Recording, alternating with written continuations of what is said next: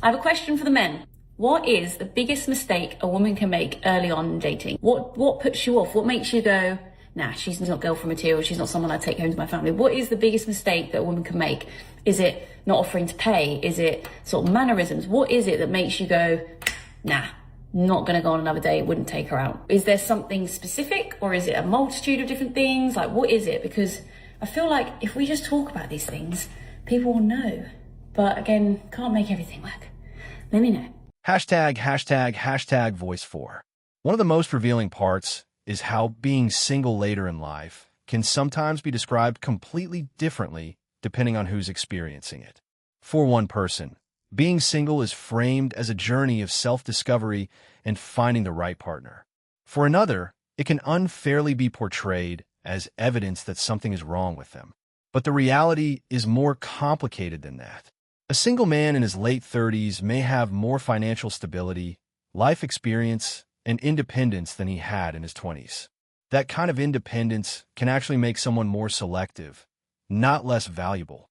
At the same time, people have different timelines, priorities, and goals.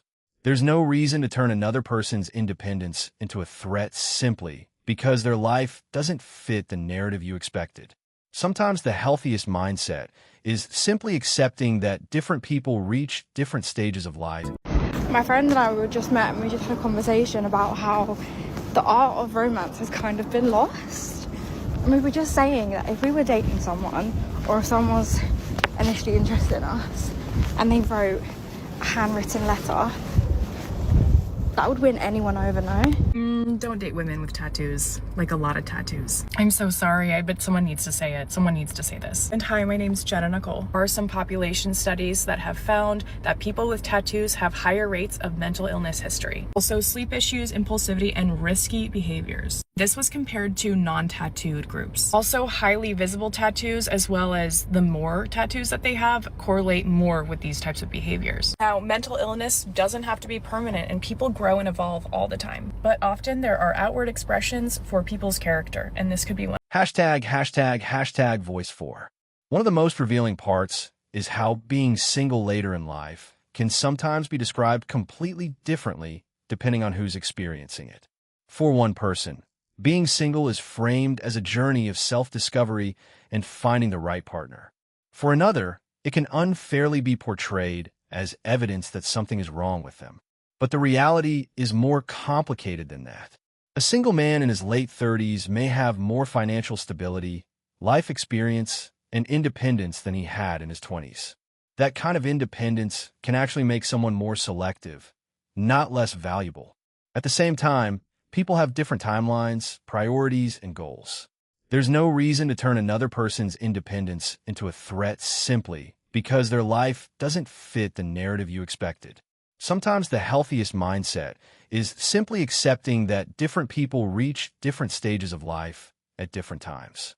These are some double standards I have for women versus men with no explanation. Let's get right into it. Number one, when a woman knows she's hot, T, love it. A man, however, thinking that he's hot, ew, get over yourself. Next, we've got being obnoxiously loud, particularly in a bar. If I see a girl being loud and she's having a night out with the girls, absolutely. You drink those tequila shots. When I see a man doing it, be quiet. Out of my face. Better yet, get out of the venue. And last but not least, being single over the age of 35. I see a woman that's, in almost in her 40s and she's single, absolutely, she's finding her person. When I see a man edging 40 who's single, what's wrong with you? What's your baggage? What have you done? Again, I know these are double standards. I'm not necessarily saying they're correct. I'm just being honest. It's the double standards that I have. Hashtag voice 3. She seems to believe that being endlessly agreeable and predictable is automatically the most attractive quality a man can offer. But there's a difference between being genuinely kind and simply having no boundaries. When a man grows out of the nice guy mindset, that doesn't automatically mean he's becoming cruel or disrespectful. Sometimes it simply means he's learned that constantly saying yes, tolerating everything, and putting his own needs last isn't a sustainable way to build a relationship. There's also a contradiction here. People talk about male loneliness while simultaneously criticizing men for changing the behaviors that once left them feeling overlooked. A man can be kind without being a pushover. He can be generous without being easily controlled. And he can have boundaries without becoming a bad person. The healthiest relationships aren't built around controlling the other person. They're built around mutual respect, attraction, honesty, and the freedom for both people to say no. Moving me from the car insurance. And when I asked them when my last day with insurance would be, he said it's tomorrow.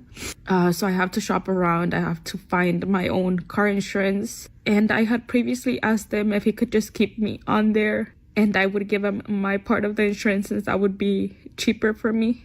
But he says he prefers to just remove me. So tomorrow I'll be without insurance. I have the kids 4 days a week and he has them 3. And since his family is there, he is able to work as much as he used to before when I used to stay at home. But I have nobody to help me watch my kids. And I'm really not going to leave them with just anybody. So I can only work 3 days a week. I make $120 a day. Sometimes I work Saturdays. I make $60 on Saturdays. So that means 1 week I make $420 and the other one I make $360. So I thought it would be okay if he just kept me in the insurance and I would give him the money, which would be around $100.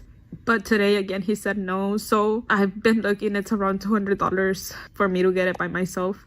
And right now it just feels like I can't do it. I know I can, but it just feels like I can't. And it really sucks because it feels like all of this is my fault. Everything that's happening is my fault because I was the one that decided that I wanted to be separated. I was the one that decided to leave the house. And I left because I needed to work and I couldn't work where we lived because we have no family there. I had no support at all. And I still really don't. But at least the kids can be with him 3 days a week and then I can work a little bit. And I don't even know why I'm crying over this, but again, it just feels like I've made the worst mistake. I feel like my life is falling apart. I feel like I can't provide for my kids. I feel like I can't be a good mom to them. Hashtag voice 2. When someone makes a permanent decision based on a temporary feeling, it can raise questions about how they think about long-term consequences. In the dating world, that can matter to someone who's looking for stability. The issue isn't necessarily the specific choice itself. It's the broader question of whether a person thinks carefully about how today's decisions might affect their future. A healthy relationship requires both people to think beyond the immediate moment. If someone constantly prioritizes instant